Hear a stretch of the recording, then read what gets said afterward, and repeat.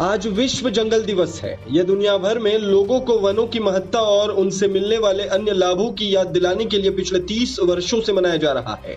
विश्व वानिकी दिवस का उद्देश्य है कि विश्व के सभी देश अपनी वन संपदा और वनों को संरक्षण प्रदान करें। भारत में वन संपदा पर्याप्त रूप से है। भारत में 657.6 लाख हेक्टेयर यानी करीब 22.7% भाग पर वन पाए जाते हैं। वर्तमान समय में भारत में 19.39% भूमि पर वनों का विस्तार है। गत 9 वर्षों में 2.79 लाख हेक्टेयर वन क्षेत्र विकास की भेंट चढ़ गए, जबकि 25,000 हेक्टेयर वन क्षेत्र प्रत्येक साल घट रहा है। छत्तीसगढ़ राज्य में सबसे ज्यादा वन संपदा है, उसके बाद क्रमशः मध्य प्रदेश और उत्तर प्रदेश में है। भारत में राष्ट्रीय वन नीति के तहत देश के 33.3% क्षेत्र पर वन होने चाहिए। सिर्फ भारत ही नहीं बल्कि विश्व भर में तेजी से हो रही जंगलों की सफाई के कारण पेड़ पौधों की दुर्लभ जातियां और जीव जंतुओं की दुर्लभ प्रजातियां तेजी से विलुप्त हो रही है।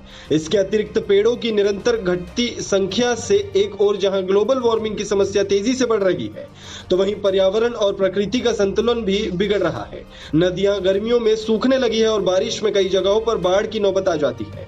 कभी बेमौसम बारिश तो कभी भीषण अकाल का सामना करना पड़ रहा है। पेड़ों के कम होने और उद्योगों के बढ़ने के चलते प्रदूषण का स्तर कंट्रोल से बाहर हो रहा है। इसलिए यदि हम समय रहते नहीं सजग हुए तो पृथ्वी पर पर्यावरणीय संकट और भी गहरा हो सकता है।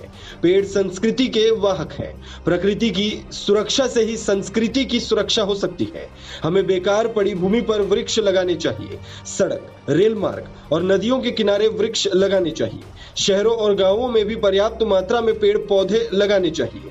सरकार को भी वनों की अवैध कटाई पर रोक लगानी चाहिए। वृक्षों का अर्थ है जल, जल का अर्थ है रोटी और रोटी ही जीवन है।